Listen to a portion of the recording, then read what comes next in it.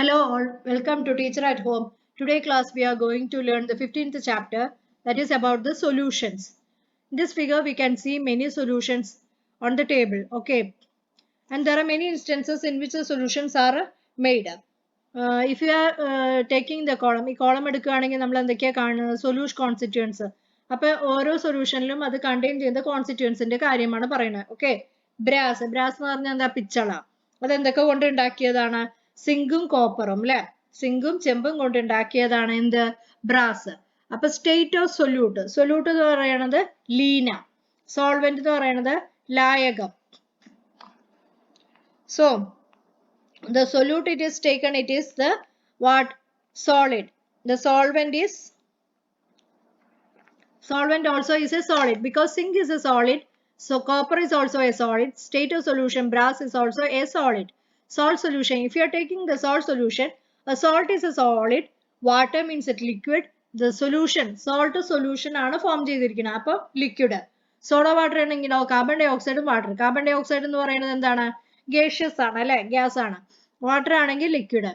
Form of solution soda water ആണ് ഉണ്ടായിരിക്കുന്നത്, അപ്പൊ അതിനെന്താ പറയുക, liquid state. Mixture of alcohol and water, ആൽക്കഹോളും വാട്ടറും മിക്സ്ചർ, അതെന്താണ്, alcohol liquid, water liquid. Form of solution എന്താണ്, അതും ലിക്വിഡ് ആണ് അല്ലെ. Then next, is there any relation between the state of solution? അപ്പോൾ ഈ സ്റ്റേറ്റ് ഓഫ് സൊല്യൂഷനും and that of the solvent, അതായത് നമുക്ക് കിട്ടിയ പ്രൊഡക്റ്റും പിന്നെ നമ്മൾ ഉപയോഗിച്ച സോൾവെന്റും ലായകവും ലായനിയും തമ്മിൽ എന്തെങ്കിലും ഒരു ബന്ധമുണ്ടാവും. In most of the case physical state of the solvent and the solution അല്ലെ, ആ ഫിസിക്കൽ സ്റ്റേറ്റ് എന്തായിരിക്കും, സെയിം തന്നെ ആയിരിക്കും.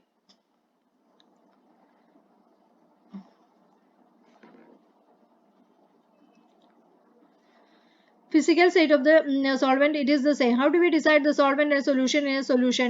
Normally the constituent present in smaller amount is considered. അപ്പോൾ ചെറിയ എമൗണ്ട് പ്രസന്റ് ചെയ്തതിനെയാണ് നമ്മൾ എന്ത് പറയുക, സൊല്യൂട്ട് എന്ന് പറയുക. പിന്നെന്താണ്, ലാർജ് എമൗണ്ട് പ്രസന്റ് ചെയ്തതിനെ സോൾവെന്റ് എന്നും പറയും. In aqueous solution water is always aqueous solution, ലിക്വിഡിലേക്ക് എടുക്കുകയാണെങ്കിൽ എന്താണ്, വാട്ടർ ആണ് എപ്പോഴും സോൾവെന്റ് അല്ലെ, irrespective of its amount. Let us examine some properties of solution. എന്തൊക്കെയാ അത്, concentration of solution. Take equal, നമ്മൾ 2 ഗ്ലാസ് ടംബ്ലർ എടുക്കുകയാണ്, അതിൽ ഈക്വൽ എമൗണ്ട് ഓഫ് വാട്ടർ എടുത്തു. അതിനുശേഷം എന്താ ആഡ് ചെയ്യുന്നത്, 2 ക്രിസ്റ്റൽസ് ഓഫ് പൊട്ടാഷ്യം പെർമാഗ്നേറ്റ് ഒന്നിലും അടുത്തതിൽ 4 or 5 crystals of potassium permanganate ആണ് എടുക്കുന്നത്. വെള്ളം എടുത്തത് രണ്ടിലും ഒരേപോലെയാണ്. What is the difference for the difference in the colour. അപ്പൊ ഒന്നില് ലൈറ്റ് കളറും മറ്റേതിൽ ഡാർക്ക് കളറാവും. കാരണം എന്താണ്, 2 ഡ്രോപ്പ് ലയിക്കാനുള്ള വെള്ളമാണ് നമ്മൾ എടുത്തിരിക്കുന്നത്. So if you are adding more and more drops of potassium permanganate, color deepens. Okay. What is the reason for the difference? The solution containing a greater amount of solute can be said to be higher concentration. അല്ലെ, സൊല്യൂട്ടിന്റെ amount കൂടുന്തോറും എന്താവും, കോൺസെൻട്രേഷനും കൂടും. Concentration of a solution refer to the amount of solute dissolved in a fixed amount of solvent. ഈ concentration എന്ന് പറയുന്നത് എന്താണ്, നമ്മൾ ഒരു ഫിക്സഡ് എമൗണ്ട് ഓഫ് സോൾവെന്റ് എടുത്തിട്ടുണ്ട് അല്ലെ, അതിലേക്ക് എന്താ നമ്മൾ ചെയ്യണത്, എത്രമാത്രം സൊല്യൂട്ട് ആണ് അതിൽ ലയിച്ചു ചേർന്നത്, അതിനെയാണ് കോൺസെൻട്രേഷൻ പറയുക. Solution containing small amount of solution, അപ്പൊ ഇതിൽ നിന്ന് ഫോം ചെയ്ത സൊല്യൂഷൻ ഉണ്ടല്ലോ, അതിൽ എന്തായിരിക്കും ഉണ്ടാവുക, കുറച്ച് എമൗണ്ട് ഓഫ് സൊല്യൂട്ട് മാത്രമേ ഉണ്ടാവുള്ളൂ. അതിനെയാണ് ഡൈല്യൂട്ട് സൊല്യൂഷൻ പറയുക. Which contain more solute, they are known as concentrated solution. Expressing concentration, concentration എങ്ങനെയാണ് നമ്മൾ എക്സ്പ്രസ് ചെയ്യുക, മാസ് പെർസെൻറ്റേജിലാണ് എക്സ്പ്രസ് ചെയ്യാറ്. amount of solute that get dissolved in a solution, എത്രമാത്രം സൊല്യൂട്ട് ആണോ നമ്മൾ ഒരു സൊല്യൂഷനിലേക്ക് ലയിപ്പിക്കുന്നത് അതിനെയാണ് നമ്മൾ പെർസെൻറ്റേജ് സൊല്യൂഷൻ എന്ന് പറയാറ്. this denote the amount of solute present. ഇതിനെ എന്താണ്, 100 ഗ്രാമിൽ ഡിസോൾവ് ചെയ്യുന്നതിനെയാണ് ഉദ്ദേശിക്കുന്നത്. മാസ് പെർസെൻറ്റേജ് പറഞ്ഞാൽ എന്താ, mass of solute by mass of solution അല്ലെ, mass of solute by mass of solution, solute by solution into 100. Percentage എന്ന് പറയുമ്പോൾ എപ്പോഴും 100 ഉണ്ടാവും അല്ലെ. പാർട്സ് പെർ മില്യൺ, ചെറിയ അക്കത്തെ ഡിനോട്ട് ചെയ്യണതാണ്, denote the number of parts by mass of a solute present in 10 lakh parts of a mass of a solution അല്ലെ. ചെറിയ എമൗണ്ടിനെ പ്രസന്റ് ചെയ്യാൻ വേണ്ടിയിട്ടാണ് ഈ പാർട്സ് പെർ മില്യൺ നമ്മൾ റെപ്രസെന്റ് ചെയ്യാറ്. എന്താണ്, the allowed limit of chlorine in drinking water, drinking വാട്ടറിൽ ക്ലോറിന്റെ അളവ് എത്രയാണ്, 4 ppm അല്ലെ. Volume percentage, molarity, molality, normality, some other scales used to express the concentration of solution. Amount of solute at a given temperature അല്ലെ, എത്ര solute ആണോ ഒരു നിശ്ചിത താപനിലയിൽ തന്നിരിക്കുന്നത് അതിനെയാണ് നമ്മൾ എന്ത് പറയുക ലയിക്കുന്നത് അതിനെയാണ് പറയുക സാച്ചുറേറ്റഡ് സൊല്യൂഷൻ എന്ന് പറയുക. The solution before reaching saturation അല്ലെ ഒരു പോയിന്റിൽ വെച്ചിട്ടാണ് അത് മുഴുവനായിട്ട് ലയിക്കുക അതിനെയാണ് സാച്ചുറേറ്റഡ് പറയുക. അതിന്റെ തൊട്ടു മുമ്പുള്ള സ്റ്റേജിനെയാണ് നമ്മൾ എന്ത് പറയുക അൺസാച്ചുറേറ്റഡ് സൊല്യൂഷൻ എന്ന് പറയാറ്. Unsaturated solution can dissolve more amount of solute അല്ലെ അൺസാച്ചുറേറ്റഡ് ലെവലിൽ എത്തുമ്പോൾ എന്താവും അതിന് കുറച്ചുകൂടെ സൊല്യൂട്ടിനെ ലയിപ്പിക്കാനുള്ള കഴിവുണ്ട്. Amount of salt that is used to prepare the saturated solution can be found out from the amount of salt that is left behind. അപ്പോൾ saturated solution prepare ചെയ്യാൻ എത്രമാത്രം സോൾട്ട് ആണോ ആവശ്യം അത് മാത്രമേ അതിൽ ലയിക്കുള്ളൂ ബാക്കിയുള്ളത് അതിന്റെ താഴെ തന്നെ അടിഞ്ഞു കിടക്കുന്നുണ്ടാവും. Repeat the activity by adding ammonia. അപ്പൊ ഈ ആക്ടിവിറ്റി റിപ്പീറ്റ് ചെയ്യുക. നമ്മൾ 2 ബീക്കറാണ് എടുത്തിരിക്കുന്നത്. ഒന്നിൽ സോഡിയം ക്ലോറൈഡ് ആഡ് ചെയ്തു മറ്റേതിൽ എന്താ ആഡ് ചെയ്തിരിക്കുന്നത് അമോണിയം ക്ലോറൈഡ് ആണ് ആഡ് ചെയ്തിരിക്കുന്നത്. Is it possible to prepare the saturated solution of ammonium chloride? Ammonium chloride ഇതുപോലെ നമുക്ക് ഉണ്ടാക്കാൻ പറ്റുമോ? Yes, it is possible. Okay. Compare the amount of ammonium chloride with that of common salt. Which is greater? Find out. It is now clear that the amount of common salt ammonium chloride required to make saturated solution using the same solvent under the same condition differ. അല്ലേ അപ്പൊ രണ്ടും ലയിക്കാനുള്ള എന്താണ് ലയിക്കുന്നത് വ്യത്യസ്ത തോതിലായിരിക്കും.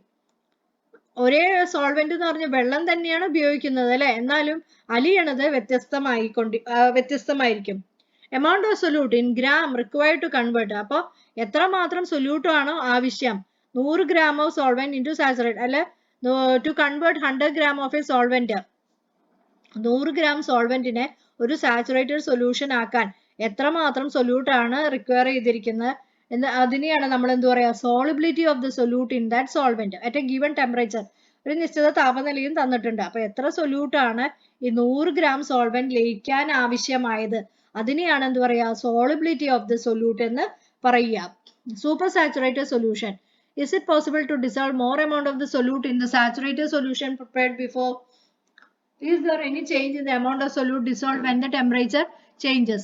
Add a little more of common salt to the saturated solution and heat it. അപ്പോൾ ഈ saturated അതായത് അത് ലയിച്ചു കഴിഞ്ഞു അതിലേക്ക് നമ്മൾ കുറച്ചും കൂടെ സോൾട്ട് ആഡ് ചെയ്യാണ്. അപ്പൊ എന്താ സംഭവിക്കുക Does it get dissolved? അത് ലയിക്കുമോ അതില് ഇല്ല അല്ലെ അത് അടിഞ്ഞു കിടക്കും.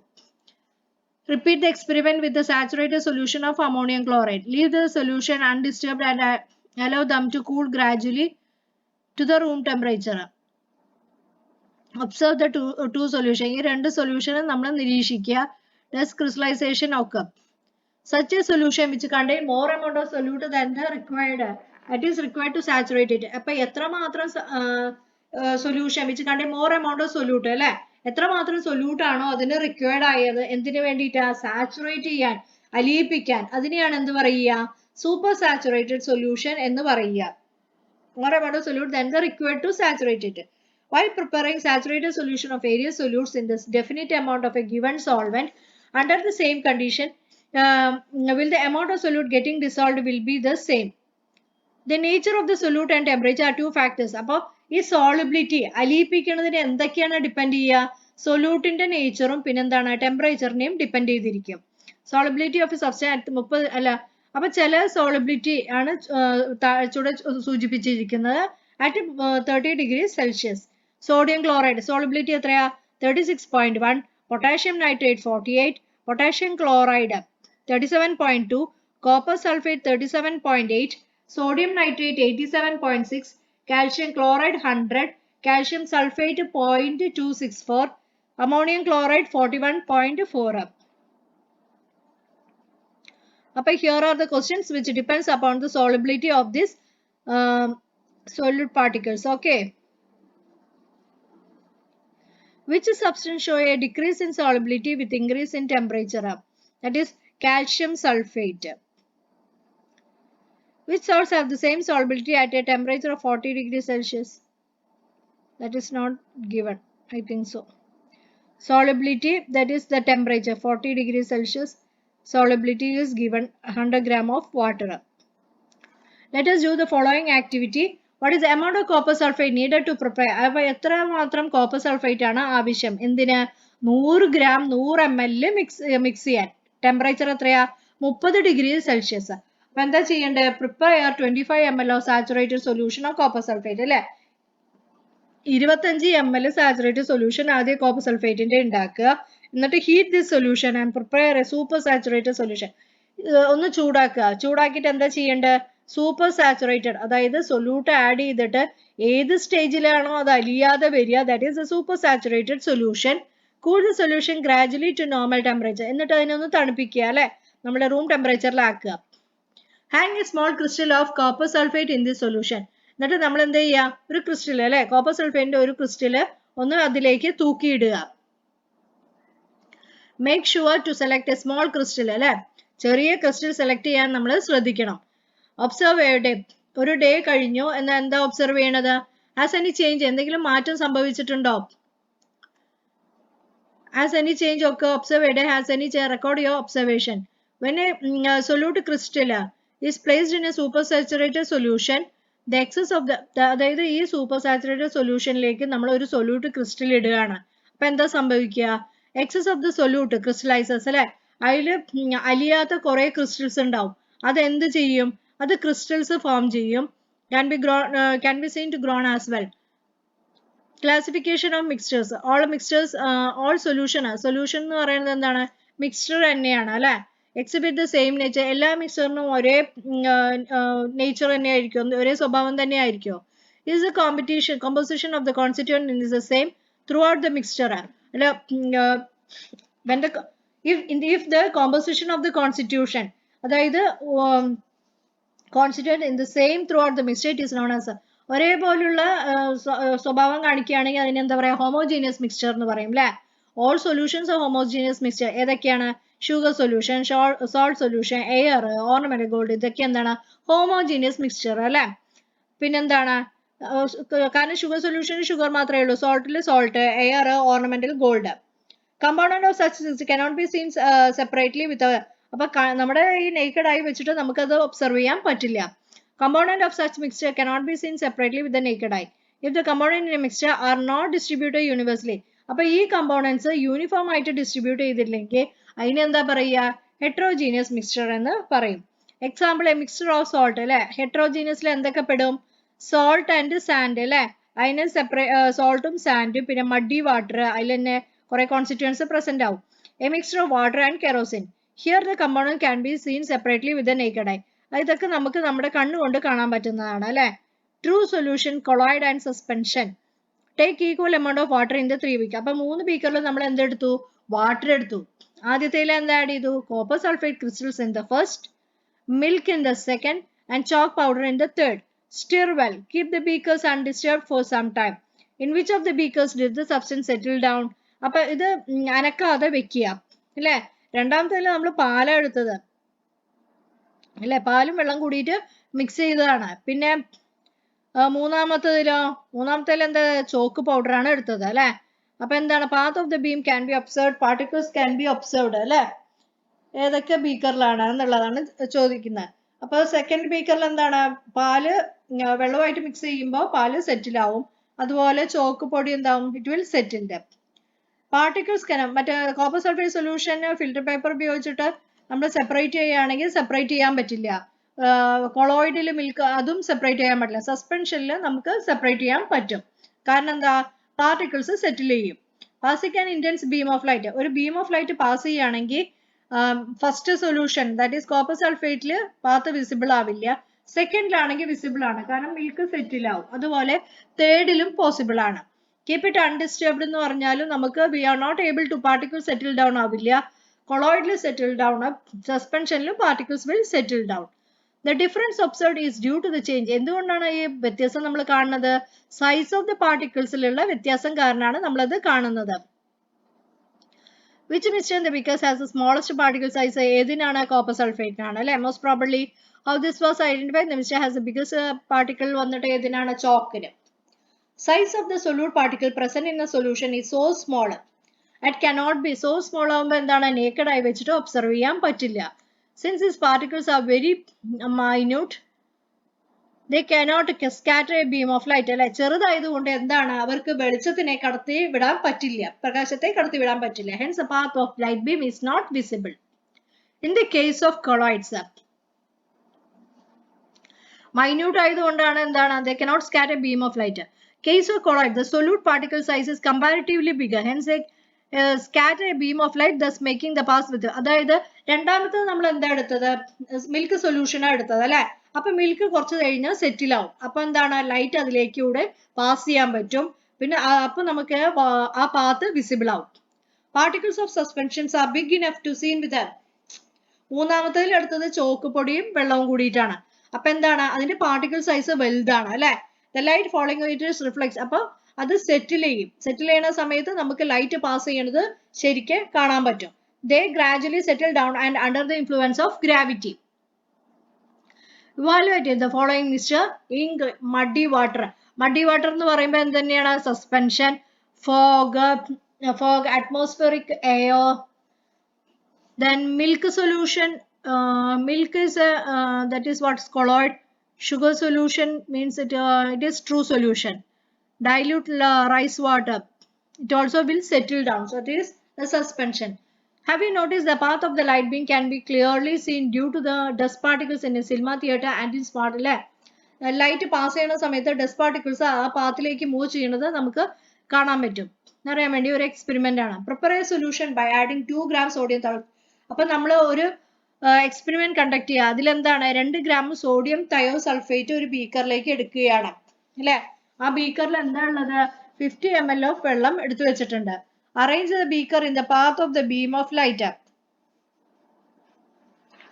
ആ ബീക്കർ നമ്മൾ എങ്ങനെ അറേഞ്ച് ചെയ്തിരിക്കണത്, ലൈറ്റ് പാസ് ചെയ്യണ വഴിയിലേക്ക് ആ ബീക്കർ വെച്ചിട്ടുണ്ട്. അതിനുശേഷം നമ്മൾ എന്താ ആഡ് ചെയ്യുക, 2 drop of dilute hydrochloric acid add ചെയ്യും. പിന്നെ അത് നല്ലോണം ഇളക്കുക. Observe while and dilute, record your observation. Sulphur get precipitation. അപ്പൊ ഈ പ്രസിപ്പിറ്റേഷൻ റിയാക്ഷൻ ആണ് ഒക്കർ ചെയ്യുക. നമ്മൾ എടുത്തിരിക്കുന്നത് എന്തൊക്കെയാണ്, സോഡിയം തയോസൾഫേറ്റും ഹൈഡ്രോക്ലോറിക് ആസിഡും. ആ സമയത്ത് പ്രസിപ്പിറ്റേഷൻ ഒക്കർ ചെയ്തിട്ട് when sodium thiosulfate reacts with dilute hydrochloric acid before the chemical reaction, the mixture exists as a solution അല്ലെ. അപ്പൊ റിയാക്ഷൻ നടക്കുന്നതിന് മുമ്പ് അതെന്താണ്, ഒരു സൊല്യൂഷൻ ആണ്. പക്ഷെ ഒരു ഫ്യൂ മിനിറ്റ്സ് കഴിഞ്ഞ ഉടനെ പാർട്ടിക്കിൾസ് അഗ്രിഗേറ്റ് ചെയ്യാൻ തുടങ്ങും അല്ലെ, കൂട്ടത്തോടെ ഫോം ചെയ്യാൻ തുടങ്ങും. പാർട്ടിക്കിൾസ് സൈസ് വലുതാവാൻ തുടങ്ങും. Path of the light beam visible. അപ്പൊ നമുക്ക് ലൈറ്റ് അതിലേക്ക് പാസ് ചെയ്യുന്ന സമയത്ത് ലൈറ്റിന്റെ പാത കാണാൻ പറ്റും. പാർട്ടിക്കിൾ സൈസ് വല്ലാണ്ടാണ്, കാരണം പ്രസിപ്പിറ്റേഷൻ റിയാക്ഷൻ ആണ് നടക്കുന്നത്. Colloid making the particles, clumps ആയിട്ട് നമുക്ക് അത് കാണാൻ പറ്റും. Further more and more sulphur particles get separated and the size of the particle keep. Size കൂടിക്കൊണ്ടേയിരിക്കും അല്ലെ. മിക്സ്ചർ എന്താവും, ഒരു സസ്പെൻഷൻ ആയിട്ട് ഫോം ചെയ്യും. Mixture we can see in our daily life. into solution, colloid and suspensions. Soft drinks, most of the soft drinks അപ്പൊ നമ്മൾ ഉപയോഗിക്കുന്ന soft ഡ്രിങ്ക്സിലും majority എന്തായിരിക്കും, കൊളോയിഡൽ ഫോം തന്നെ ആയിരിക്കും അല്ലെ.